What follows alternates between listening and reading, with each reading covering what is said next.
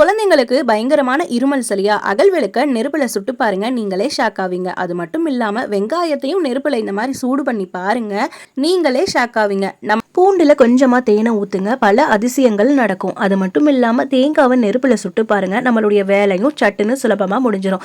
இன்னைக்கு நம்மளுடைய டெய்லி லைஃப்ல தேவைப்படக்கூடிய ரொம்ப ஈஸியான கிச்சன் டிப்ஸ் தான் உங்க கூட ஷேர் பண்ணியிருக்கேங்க. வீடியோவும் நீங்க ஸ்கிப் பண்ணாம ஃபுல்லா பாருங்க.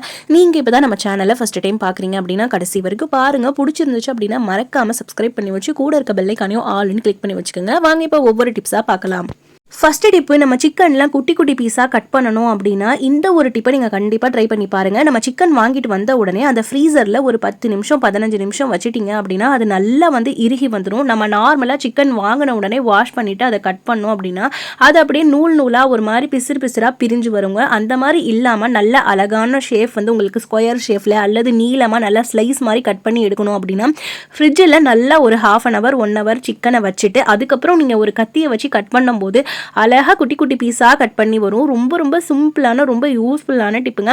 நம்ம சிக்கன் வாங்கணும், ஒரு சில்லி சிக்கனுக்கோ அல்லது நார்மலாக ஏதோ ஒரு சேமியால சிக்கன் போட்டு செய்கிறோம், மக்ரூனியில் சிக்கன் போட்டு செய்கிறோம் அப்படின்னா குட்டி குட்டி பீஸாக கட் பண்ணணும் அப்படின்னா நீங்கள் அதை ஒரு ½ அன் ஹவர் ஃப்ரிட்ஜில் வச்சுட்டு ஃப்ரீசருக்குள்ளே வச்சுட்டு அதுக்கப்புறம் எடுத்து நீங்கள் 1 டைம் வாஷ் பண்ணிவிட்டு கட் பண்ணீங்க அப்படின்னா நல்லா அழகாக குட்டி குட்டி பீஸாக கட் பண்ணி வந்துடும். ரொம்ப சிம்பிளான டிப்புங்க. அந்த பிசிறு தட்டாமல் உங்களுக்கு நல்ல ஷேஃபாக அழகாக வரும். ரொம்ப சிம்பிள் டிப்பு. இந்த டிப்பு உங்களுக்கு பிடிச்சிருந்துச்சு அப்படின்னா மறக்காமல் இந்த வீடியோக்கு ஒரு லைக் கொடுத்துக்குங்க. நெக்ஸ்ட் இப்போ நம்ம நான்வெஜ் இந்த மாதிரி ரொட்டி கட்டையில் வச்சு நம்ம கட் பண்ணுறோம் அப்படின்னா அந்த கட்டை மேலே கொஞ்சமாக தூள் உப்பை சேர்த்து நல்லா ஸ்ப்ரெட் பண்ணி தேய்ச்சி விட்டதுக்கப்புறம் ஜென்டிலாக அதை வாஷ் பண்ணிவிட்டு லைட்டாக லிக்விட் போட்டு வாஷ் பண்ணாலே போதுங்க. கவிச்சி ஸ்மெல் அந்த பேட் ஸ்மெல் எதுவுமே இருக்காது. ரொம்ப ரொம்ப சிம்பிளான டிப்பு தான். நான் இப்படி தான் ரெகுலராக யூஸ் பண்ணிட்டு இருக்கேன். ரொம்ப யூஸ்ஃபுல்லாக இருக்குது. நீங்களும் கண்டிப்பாக ட்ரை பண்ணி பாருங்கள். உப்பை வச்சு நல்லா தேய்ச்சிட்டு லைட்டாக சோப்பு போட்டு தேய்ச்சாலே போதுங்க. அந்த கவிச்சி ஸ்மெல் அந்த பேட் ஸ்மெல் எதுவுமே இருக்காது. கண்டிப்பாக ட்ரை பண்ணி பாருங்கள். நெக்ஸ்ட் இப்போ நம்ம வீட்டில் தேங்காய்லாம் வாங்குறோம் அப்படின்னா அந்த குடுமையை எடுக்கிறதுக்கே நமக்கு ஒரு பெரிய வேலையா இருக்கும். அந்த மாதிரி அந்த குடுமையை கலட்டணும் அப்படின்னா இந்த மாதிரி ஃபோர்க் ஸ்பூன் ஒன்று இருந்தால் மட்டும் போதுங்க. கையில் நம்ம ரொம்ப ப்ரெஸ் பண்ணாதான் அந்த குடுமையை கலண்டுட்டு வரும். அந்த மாதிரி இருக்க டைமில் இந்த மாதிரி ஒரு ஃபோர்க் ஸ்பூனை வச்சு இந்த மாதிரி நல்லா குத்தி விடும் போது அழகா அந்த மேலே அந்த குடுமி இருக்கிறது எல்லாமே நல்லா பிரிஞ்சு வந்துடும். தேங்காய் நாரை நம்ம பாத்திரம் கழுவுறதுக்கு யூஸ் பண்ணுவோம். அதுக்காக இந்த நாரை நம்ம கழட்டுறதுக்கு ரொம்ப சிரமப்படுவோம். இந்த மாதிரி ஃபோர்க் ஸ்பூனை வச்சு நான் செஞ்சு காட்டுற மாதிரி நீங்கள் செஞ்சீங்க அப்படின்னா அந்த குடுமி அழகாக தனியாக கலண்டு வந்துடுங்க. ரொம்ப சிம்பிள் டிப்பு. கண்டிப்பாக ட்ரை பண்ணி பாருங்க. ஒரு ஃபோர்க் ஸ்பூன் மட்டும் இருந்தால் போதும். அழகாக அதனுடைய குடுமையை நம்ம தனியாக கழட்டி எடுத்துடலாம். நெக்ஸ்ட் இந்த மாதிரி நம்ம தேங்காய் உடைச்ச உடனே தேங்காய் நம்ம கீரல் போட்டோம் அப்படின்னா அது நமக்கு எடுத்துகிட்டே வராதுங்க. அந்த மாதிரி டைமில் நம்ம என்ன பண்ணலாம் அப்படின்னா அடுப்பில் இந்த மாதிரி ஒரு ஸ்டாண்ட் ஒன்று வச்சுட்டு அதுக்கு மேலே இந்த மாதிரி தேங்காவை வச்சு 1 நிமிஷம் நீங்கள் நல்லா ஹீட் பண்ணால் போதும். அழகா அந்த தேங்காய் ஓடு எல்லா பக்கமும் ஹீட் ஏறி அழகா அந்த தேங்காய் நமக்கு பிரிஞ்சு எடுத்துட்டு வரும். தேங்காய் நம்ம கீறதுக்கு ரொம்ப சிரமப்படுவோம். அந்த மாதிரி டைம்ல ஒரு 30 செகண்ட் அல்லது 1 நிமிஷம் இந்த மாதிரி நீங்க தேங்காவை ஹீட் பண்ணி எடுக்கும் போது அழகா அந்த தேங்காய் தனியா நம்ம கலட்டி எடுத்துடலாங்க. ரொம்ப ரொம்ப யூஸ்ஃபுல்லான டிப் தான். மார்னிங் டைம்ல நம்ம தேங்காய் கழட்டி ஏதோ ஒரு சட்னிக்கோ அல்லது ஏதோ ஒரு ரெசிபிக்கு நம்ம தேங்காவை யூஸ் பண்றோம் அப்படிங்கிற டைம்ல அது கீரல் போட்டு எடுக்கிறதுக்கு அந்த தேங்காய் பாத்துட்டீங்க அந்த ஓடுலயே ஒட்டிட்டு வந்துடும். அந்த மாதிரி டைம்ல நீங்க இந்த மாதிரி ஹீட் பண்ணிட்டு கழட்டும் போது பாருங்க எந்த அளவுக்கு அழகா தேங்காய் எடுத்துட்டு வருதுன்னு. நீங்க இன்னைக்கு தேங்காய் யூஸ் பண்ண போறது இல்ல, நாளைக்கு தான் நீங்க தேங்காய் யூஸ் பண்ண போறீங்க அப்படின்னா தேங்காவை உடைச்சு அதை நீங்க ஃப்ரிட்ஜுக்குள்ள வச்சுட்டாலுமே தேங்காய் அழகா கழட்டுறதுக்கு வரும். ரொம்ப சிம்பிள் டிப்புங்க. கண்டிப்பா ட்ரை பண்ணி பாருங்க. ரொம்ப யூஸ்ஃபுல்லா இருக்கும். இந்த டிப் உங்களுக்கு பிடிச்சிருந்துச்சு அப்படின்னா மறக்காம இந்த வீடியோக்கு ஒரு லைக் கொடுத்துக்கோங்க. நெக்ஸ்ட் டிப், நம்ம வீட்ல இந்த மாதிரி 3 கண்ணு இருக்கும். எல்லாருமே தேங்காயில கண்டிப்பா இந்த 3 கண்ணு வச்சிருக்கோம். இந்த தேங்காவை இந்த கொட்டாங்குச்சியை நீங்க என்ன செய்யலாம் அப்படின்னா தலை சுத்துறதுக்காக யூஸ் பண்ணிக்கலாம். குழந்தைங்களுக்கு நம்ம திஷ்டி கழிச்சு போடுறோம் அப்படின்னா கண்டிப்பா இந்த 3 கண்ணு உள்ள தேங்காவை தேங்காய் ஓட மிளகா உப்பு கடுகெல்லாம் வச்சு இதுல வச்சு நம்ம தலை சுத்தி இதை அப்படியே அந்த ஓடோட எரிச்சு விட்டோம் அப்படின்னா குழந்தைங்களுக்கு திஷ்டி எல்லாமே கழிஞ்சு போயிருங்க. இந்த தேங்காய் ஓட்டை நிறைய பர்பஸுக்கு நம்ம யூஸ் பண்ணலாங்க. நான் இன்னைக்கு இது திஷ்டி கழிக்கிறதுக்கும் ஒரு டிப்பு சொல்லியிருக்கேன். நெக்ஸ்ட் இந்த மாதிரி தேங்காய் ஓட நான் 2ஆ கட் பண்ணிக்கிட்டேன். அதாவது 2ஆ உடச்சி எடுத்துக்கிட்டேன். இதை நம்ம கல்லுப்பு தூளுப்பு போடுற பாக்ஸ்ல இந்த மாதிரி தேங்காய் ஓடு, அதுவும் நம்ம சுட்ட தேங்காய் ஓடு போட்டு வைக்கும் போது இதுல கொஞ்சம் கூட அந்த ஈரத்தன்மையே இருக்காதுங்க. நான் கல்லுப்பு தான் ஒரு பாக்கெட் இதுல போடுறேன். இந்த மாதிரி நம்ம போட்டு வைக்கும் போது அந்த தேங்காய் ஓடு அந்த ஈரத்தை எல்லாமே நல்லா அப்சர்வ் பண்ணிக்குவோம். அதனால நமக்கு உப்பு வேத்து போன மாதிரி தண்ணி விட்ட மாதிரி ஆகாது. இந்த டிப் நம்ம சேனல்ல நிறைய போட்டிருக்கேங்க. ரொம்ப யூஸ்ஃபுல்லா இருக்குன்னு தான் இந்த வீடியோலயும் நான் உங்களுக்கு ஷேர் பண்ணிருக்கேன். நெக்ஸ்ட் நம்ம இந்த பூண்டெல்லாம் ரொம்ப டைட்டா இருகலா இருக்கும். இதனுடைய மேல அந்த தோலை ரிமூவ் பண்றதுக்கு அந்த மாதிரி டைம்ல இந்த மாதிரி நம்ம உரலோ அல்லது ரொட்டி கட்டையோ வச்சு தட்டும் போது அழகா அது தனித்தனியா பிரிஞ்சு வந்துருங்க. இந்த மாதிரி பூண்டு எல்லாத்தையுமே நம்ம தனித்தனியா பிரிச்சு எடுக்கிறதுக்கு இந்த மாதிரி கூட நீங்க யூஸ் பண்ணிக்கலாம். அது மட்டும் இல்லாம ரசத்துக்குலாம் நம்ம தட்டி தான் போடுவோம். அதை நீங்க தோலோட வச்சு தட்டினாலே தேய்ச்சாலே வந்து அழகா ரிமூவ் ஆகி வந்துடும். இன்னைக்கு நான் இந்த பூண்டை என்ன செய்ய போறேன் அப்படின்னா, இந்த மாதிரி ஒரு 4-5 பல் பூண்டு எடுத்துக்கங்க. இது நீங்க ரெகுலரா நீங்க சாப்பிட்டு வந்தீங்க அப்படின்னா உடம்புல இருக்க அத்தனை நோயுமே இந்த ஒரு 4 பல்லு பூண்டு நம்மள சரி பண்ணிருங்க. நம்ம வெறும் பூண்டு பல்ல சாப்பிடாம நான் சொல்ற மெத்தட்ல நீங்க சாப்பிட்டு பாருங்க. நமக்கு வந்து நோய் எதிர்ப்பு சக்தியை இந்த பூண்டு அதிகரிக்கும், ரத்தத்துல இருக்க கொழுப்பை வந்து கம்மியாகும், கொலஸ்ட்ரால் நம்மளுக்கு கம்மியாகும், பிபி இருக்கவங்க, சுகர் இருக்கவங்க நார்மலா இந்த மாதிரி ஒரு 4 பல் பூண்டை இந்த மாதிரி தட்டியோ அல்லது குட்டி குட்டியா கட் பண்ணிட்டு 1 டேபிள் ஸ்பூன் அளவுக்கு தேன் சேர்த்து நல்லா மிக்ஸ் பண்ணி ரெகுலரா மார்னிங் அல்லது நைட் நீங்க சாப்பிட்டு வரும்போது நமக்கு இருக்கிற அத்தனை பிரச்சனைகளுமே இந்த பூண்டு சரி பண்ணுங்க. செரிமான பிரச்சனையில இருந்து நம்ம ஸ்கின்னை நல்லா க்ளோயிங்கா வச்சுக்கிறது வரைக்கும் இந்த பூண்டு ரொம்ப ஹெல்ப்ஃபுல்லா இருக்கு. இதுல நிறைய விட்டமின் சி, நிறைய சத்துக்கள் இருக்கனால நமக்கு உடம்புக்கு ரொம்பவே ஆரோக்கியமானது. ஹார்ட் பேஷண்டா இருக்கவங்க டெய்லி இந்த மாதிரி ஒரு 4 பல் பூண்டை நீங்க ரெகுலரா சாப்பிட்டு வரும்போது உங்களுக்கு இதயத்துல இருக்க எல்லா பிரச்சனையுமே சரியாகும். அது மட்டும் இல்லாம இது நம்ம உடம்புல வந்து எதிர்ப்பு சக்தியை அதிகரிச்சு நமக்கு ஒரு நல்ல வலுவையும் கொடுக்குங்க. கண்டிப்பா இந்த பூண்டை நீங்க சாப்பிட்டு பாருங்க, உங்களுக்கே ஒரு நல்ல டிஃபரண்ட் தெரியுங்க. ஒரு 4-5 நாள் நீங்க தொடர்ந்து சாப்பிட்டுட்டு வாங்க. அதுவும் இந்த மழை காலத்துல நம்மளுக்கு நோய் எதிர்ப்பு சக்தி குறைவா இருக்கும். அந்த மாதிரி டைம்ல இது நமக்கு ரொம்பவே யூஸ்ஃபுல்லா இருக்கும். கண்டிப்பா ட்ரை பண்ணி பாருங்க. நெக்ஸ்ட் இந்த ஒரு பொடி நீங்க ரெடி பண்ணி வச்சுக்கிட்டீங்க அப்படின்னா சட்டுன்னு ஒரு ரசத்துக்கா இருக்கட்டும் அல்லது ஒரு கிரேவிக்கா இருக்கட்டும், இந்த ஒரு பொடி இருந்தா நம்ம சட்டுன்னு வீட்டுல செஞ்சு முடிச்சிடலாங்க. அதுக்கு நான் யூஸ் பண்ணியிருக்கிறது நம்ம எந்த டேபிள் ஸ்பூன்ல அளக்குறோமோ அதுலயே தான் நீங்க யூஸ் பண்ணிக்கணும் கடைசி வரைக்கும். நான் இப்போ இந்த குழிக்கரண்டி தான் எடுத்திருக்கேங்க. இதுல 2 டேபிள் ஸ்பூன் அளவுக்கு மல்லி சேர்த்திருக்கேன், 1 டேபிள் ஸ்பூன் ஜீரகம், 1 டேபிள் ஸ்பூன் அளவுக்கு மிளகு சேர்த்திருக்கேன். இது எல்லாத்தையுமே நல்ல சிம்ல வச்சு நல்ல வாசம் வர வரைக்கும் வறுத்துக்குங்க. அப்புறம் ஒரு 3 வரமிளகாய் சேர்த்துக்குங்க. இது எல்லாத்தையுமே நல்லா ட்ரை ரோஸ்ட் பண்ணி நல்லா அந்த வாசனை வர வரைக்கும் நம்ம சிம்லயே வச்சு வறுத்துக்கணும். அப்பதான் இதனுடைய ஃப்ளேவர் வந்து நல்ல டேஸ்டா இருக்கும். இந்த பொடி ரெசிபி நீங்க செஞ்சு வச்சுக்கிட்டீங்க அப்படின்னா ரசத்துக்கு நீங்க அடிக்கடி பொடியை வந்து அரைக்கணுங்கிற அவசியம் இல்லைங்க. அது மட்டும் இல்லாம நம்ம ஒரு கிரேவி செய்யறோம் அப்படின்னா வெறும் வெங்காயம், தக்காளி, இஞ்சி பூண்டு போட்டு வணக்கி இந்த ஒரு பொடி மட்டும் சேர்த்துனாலே போதும், அந்த அளவுக்கு வாசனையா இருக்கும். பொடி நம்ம 2 in 1 யூஸ் பண்ணிக்கலாங்க. ரசத்துக்கும் யூஸ் பண்ணிக்கலாம், நம்ம கிரேவி ரெசிபிக்கும் யூஸ் பண்ணிக்கலாம். அந்த அளவுக்கு நல்ல டேஸ்டா சூப்பரா இருக்கும். இது எல்லாத்தையுமே நல்லா சிம்ல வச்சு நல்லா ரோஸ்ட் ஆனதுக்கு அப்புறம் நல்லா ஆற வச்சுட்டு மிக்ஸி ஜார்ல சேர்த்து கொஞ்சம் கொரகொரப்பா அரைச்சிட்டு வந்துடணும். ரசத்துக்கெல்லாம் நம்ம அரைப்போம்ல அந்த மாதிரி அரைச்சிக்கணும், ரொம்ப மையா அரைக்கக்கூடாது. இது எல்லாத்தையுமே நான் வந்து அரைச்சிட்டு வந்துட்டேன், காட்டுறேன் பாருங்க.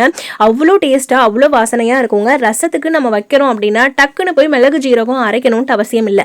இந்த பொடியை நம்ம செஞ்சு வச்சுக்கிட்டோம் அப்படின்னா தக்காளி, புளி, கொஞ்சமா வந்து பூண்டு தட்டி போட்டு நம்ம ரசம் வச்சிடலாம். அவ்வளோ டேஸ்டா நல்ல வாசமனமா இருக்குங்க. கண்டிப்பா எல்லாருமே வந்து இந்த சிம்பிளான பொடி ரெசிபி செஞ்சு வச்சுக்கிட்டீங்க அப்படின்னா இது நீங்க கிரேவி செய்யும் போது 1 டேபிள் ஸ்பூன் அளவுக்கு சேர்த்துக்கலாம். ரசம் செய்யறோம் அப்படின்னா கூட நம்ம தேவைக்கேற்ப இந்த பொடியை சேர்த்துக்கலாம். அவ்வளோ வாசனையா சூப்பரா இருக்கும். கண்டிப்பா ட்ரை பண்ணி பாருங்க.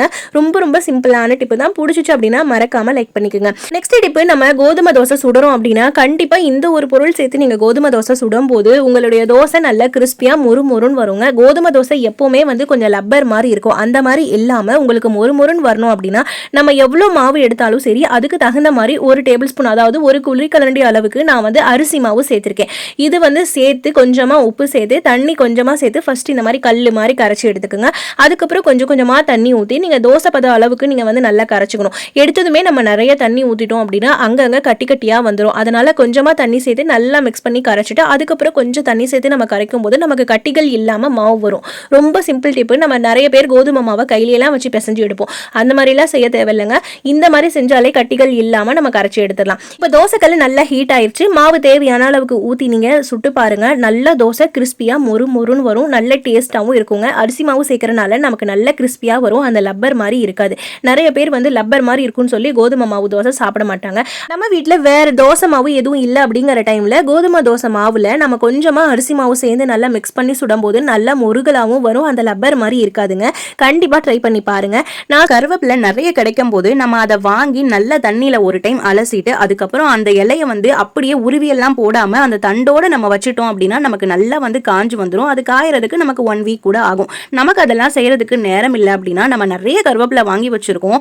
அந்த மாதிரி ஸ்டோர் பண்ணா அது வந்து கொஞ்ச நாள் ஆச்சுன்னா மக்குன மாதிரி வாசனை வந்துருது அப்படிங்கிறவங்க கருவேப்பிலையை இந்த மாதிரி நான் சொல்ற மெத்தட்ல ஸ்டோர் பண்ணி வச்சிங்க அப்படின்னா எத்தனை வருஷம் ஆனாலும் அந்த கருவேப்பிலை ஸ்மெல் அப்படியே இருக்குங்க. நம்ம எப்படி கிரீனா வைக்கிறோமோ அதே மாதிரி இருக்கும். இப்போ நான் வந்து நிறைய கருவேப்பிலை வச்சிருக்கேன். இதை கொஞ்சம் ஃப்ரிட்ஜில் வச்சுட்டு இன்னும் கொஞ்சம் வந்து இந்த மாதிரி ஸ்டோர் பண்ணி வைக்க போறேன். இந்த மாதிரி வைக்கிறோம் அப்படின்னா நல்ல வாசமனமா இருக்குங்க. தோசைக்கல்ல நல்லா ஹீட் பண்ணிட்டு இந்த காம்பு அந்த தண்டோட அதோட அப்படியே வந்து தோசை கல்லில் போட்டு இந்த மாதிரி 2 பக்கமும் நல்லா ஹீட் பண்ணி எடுத்துக்கணும். அடுப்பை வந்து மிதமான சூட்டில் தான் வச்சுக்கணும், ரொம்ப ஸ்பீடாக வைக்கக்கூடாது.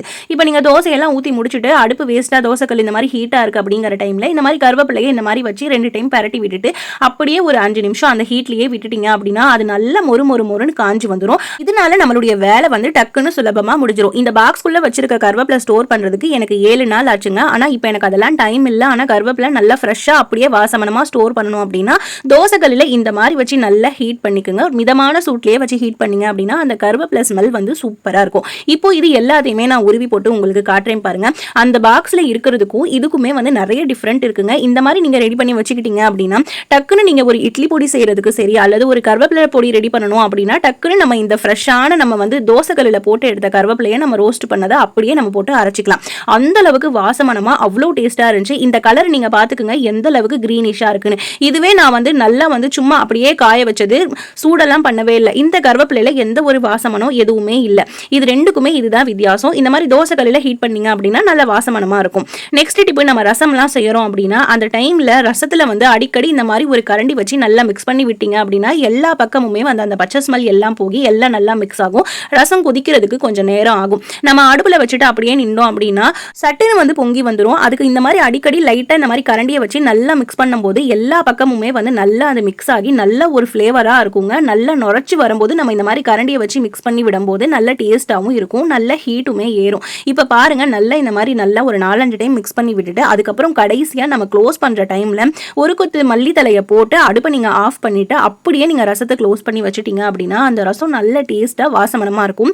கண்டிப்பாக ட்ரை பண்ணி பாருங்கள். ரசத்தை கொதிக்க வைக்காமல் நான் சொல்கிற மெத்தடில் இந்த மாதிரி செஞ்சீங்க அப்படின்னா ரசம் வந்து கருத்துமே போகாது. நெக்ஸ்ட் டிப் வந்து, நம்ம மாவெல்லாம் ஆட்டுறோம் அப்படின்னா உளுந்தம்பருப்பு ஆட்டும் போது கண்டிப்பாக ஒரு கைப்பிடி அளவுக்கு வீட்டில் பழைய சோறு இருக்குது அப்படின்னா பழைய சோறை சேர்த்து ஆட்டுங்க. அது எதுக்காக அப்படின்னா இப்போ வர குளிர்காலம் மழைக்காலத்தில் நிறைய பேருக்கு வந்து மாவு புளிச்சே வராது.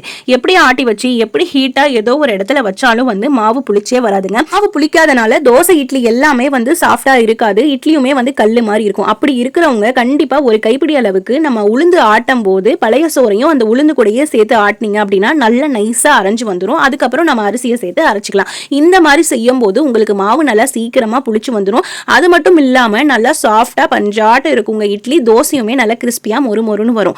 நல்ல குளிர் பிரதேசத்தில் இருக்கவங்களுக்கெல்லாம் இட்லி தோசை அவ்வளோக்கா நல்லா வராது. இட்லி வந்து ரொம்ப ஹார்டாகவே இருக்கும். அவங்க ஓவனுக்குள்ளே கொண்டு போய் ஆட்டின மாவை வைக்கிற மாதிரி இருக்கும், அல்லது ரொம்ப ஹீட்டாக இருக்கிற டெம்பரேச்சரில் பார்த்து மாவு வைக்கிற மாதிரி இருக்கும். இனிமேல் அந்த கவலையே வேணாங்க. நீங்கள் கரெக்டான அளவு மெஷர்மெண்ட் போட்டாலும் ஒரு கைப்பிடி அளவுக்கு பழைய சோறு சேர்த்து நீங்கள் அரைக்கும் போது அந்த இட்லி வந்து நல்லா சாஃப்டாக பஞ்சாட்டம் இருக்கும். இட்லி வந்து அந்த உளுந்து ஆட்டும் போதே அந்த பழைய சோறை நீங்கள் போட்டு நல்லா சாஃப்டாக அரைச்சிட்டீங்க அப்படின்னா இட்லி நல்லா சாஃப்டாக ஃப்ளஃபியாக பஞ்சு மாதிரி வரும். கண்டிப்பாக ட்ரை பண்ணி பாருங்க. இந்த டிப் உங்களுக்கு ரொம்ப ஹெல்ப்ஃபுல்லாக இருக்கும். குளிர்காலம் மழை காலத்தில் நம்ம பழைய சோறு அதிகமாக சேர்த்துக்க மாட்டோம். அந்த மாதிரி டைமில் நீங்கள் மாவு ஆட்டும் போது உளுந்து கூட சேர்த்து ஆட்டி பாருங்க. நல்லா இட்லி சாஃப்டாக வரும், தோசையுமே நல்லா கிறிஸ்பியாக வரும்.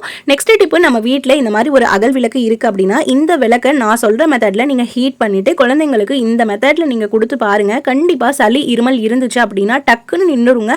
அந்த அளவுக்கு சூப்பராக ஒரு எஃபெக்ட் ஆனது. இந்த மாதிரி அகல் விளக்கு வந்து நான் இதுக்காகவே வச்சிருக்கேன். இதை நல்லா வாஷ் பண்ணிட்டு அடுப்பை வந்து நல்லா ஹீட் பண்ணி இந்த அகல் விளக்கு நல்லா ஹீட் ஆகணுங்க. அந்த அளவுக்கு ஹீட் ஆகி இது அப்படியே நல்லா பழுத்து போகிற அளவுக்கு நம்ம இந்த அகல் விளக்கை வந்து நல்லா ஹீட் பண்ணிக்கிறோம்.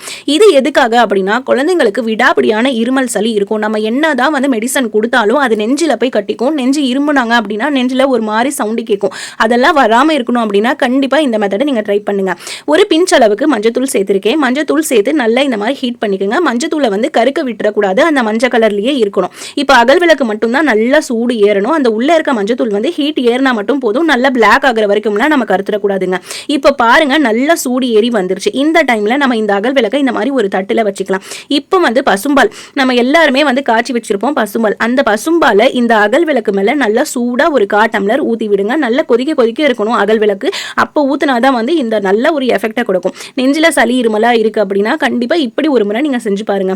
அகல் விளக்கு நம்ம சூடு பண்ணதில் நம்ம ஆறின பால் ஊற்றினாலும் வந்து அந்த பால் வந்து நல்லா ஹீட் ஆயிடணுங்க. அந்த அளவுக்கு அந்த விளக்கை வந்து நம்ம சூடு பண்ணி எடுத்துக்கணும். இப்போ பால் மஞ்சத்தூள் எல்லாமே வந்து நல்லா மிக்ஸ் ஆயிடுச்சு. இப்போ இது எல்லாத்தையுமே நம்ம நல்லா மிக்ஸ் பண்ணி எடுத்துக்கலாம். இது கூட இன்னொன்று ஒரு முக்கியமான ஒரு பொருள் சேர்க்க போகிறோம். இப்படியே கொடுத்தா குழந்தைங்க வந்து குடிக்க மாட்டாங்க. லைட்டாக ஸ்வீட்னஸுக்காக கொஞ்சமாக ஒரு 1/4 பிஞ்ச் அளவுக்கு சர்க்கரை தூளும் 1 பிஞ்ச் அளவுக்கு மிளகு தூள் சேர்த்து இது எல்லாத்தையுமே வந்து நல்லா மிக்ஸ் பண்ணி எடுத்துக்குங்க. அந்த காலத்தில் குழந்தைங்களுக்கு ரொம்ப விடாப்பிடியான இருமல் சளி இருந்துச்சு அப்படின்னா ஓட்டுப்பால் அப்படின்னு சொல்லி ஊற்றுவாங்க. இப்போ மேக்ஸிமம் எங்கேயுமே ஓடு கிடைக்கிறது இல்லைங்க. ஓட்டுக்கு பதிலாக நீங்கள் இந்த அகல் விளக்க சூடு பண்ணி இதே மாதிரி பால் நீங்க கொடுத்தாலும் சேம் ப்ராசஸ் தாங்க. அந்த காலத்துல எல்லாம் விறகடுப்புலயே வந்து அந்த ஓட்டை சுட்டுட்டு அதுல கொஞ்சமா மஞ்சத்தூள் மேல போட்டு அதுக்கப்புறம் பாலை ஊத்தி அந்த பாலை குழந்தைங்களுக்கு கொடுப்பாங்க. எப்பேற்பட்ட இருமல் சளி இருந்தாலுமே வந்து இந்த பால் எல்லாத்தையுமே எடுத்துரும். 2 நாள் தொடர்ந்து கொடுத்தேங்க, இருமல் சளி எல்லாமே வந்து அருந்து போச்சு. அந்த அளவுக்கு எஃபெக்டா இருக்கு. அதனாலதான் நான் உங்க கூட ஷேர் பண்ணிருக்கேங்க. கண்டிப்பா நீங்களும் ட்ரை பண்ணி பாருங்க. பிடிச்சிச்சு அப்படின்னா மறக்காம லைக் பண்ணிக்கோங்க. நெக்ஸ்ட் டிப், மழை காலம் ஆரம்பிச்சிருச்சு அப்படின்னாலே வந்து நம்ம வீட்டுல சீக்கிரமா அழுவி போறது வந்து இந்த வெங்காயம் தான். வெங்காயம் வாங்கின உடனே வெங்காயத்தை அந்த தலை பகுதியில அந்த வேர் மாதிரி இருக்கு இல்லைங்க, அதை லைட்டா நீங்க ஹீட் பண்ணி வச்சுட்டீங்க அப்படின்னா 1 மந்த் 2 மந்த் ஆனாலும் வந்து இந்த வெங்காயம் சீக்கிரமா அழுகி போகாது. இப்படி ஒவ்வொரு வெங்காயமா ஹீட் பண்றதுக்கு கஷ்டமா இருக்கு அப்படின்னா கிரில் ரோஸ்ட் அல்லது சப்பாத்தி எல்லாம் ரோஸ்ட் பண்றதுக்கு நம்ம இந்த கம்பி மாதிரி வச்சிருப்போம். இதுல எல்லா வெங்காயத்தையுமே நம்ம அடுக்கி வச்சுட்டு நல்ல ஒரு 10 செகண்ட் இதை ஹீட் பண்ணி எடுத்தா மட்டும் போதுங்க. அந்த வேர் மட்டும் லைட்டா ஹீட் ஆனா போதும், நமக்கு வெங்காயம் சீக்கிரமா அழுகி வராது. மழை காலத்துல வாங்குற வெங்காயம் எல்லாமே லைட்டா ஈரமா தான் இருக்கும். அதை நம்ம அப்படியே வைக்கும் போது சீக்கிரமா நமக்கு அழுவி போறதுக்கு சான்சஸ் இருக்கு. அதனால இந்த மாதிரி ஹீட் பண்ணி வச்சு பாருங்க, எத்தனை மாசம் ஆனாலும் உங்களுடைய வெங்காயம் அழுகி போகாம இருக்கும். நான் சொன்ன டிப்லாம் உங்களுக்கு பிடிச்சிருந்துச்சு அப்படின்னா மறக்காம இந்த வீடியோக்கு ஒரு லைக் கொடுத்து நிறைய பேர் கூட ஷேர் பண்ணிக்கோங்க. அவங்களுக்குமே ரொம்ப ஹெல்ப்ஃபுல்லா இருக்கும். தேங்க்யூ ஃபார் வாட்சிங்.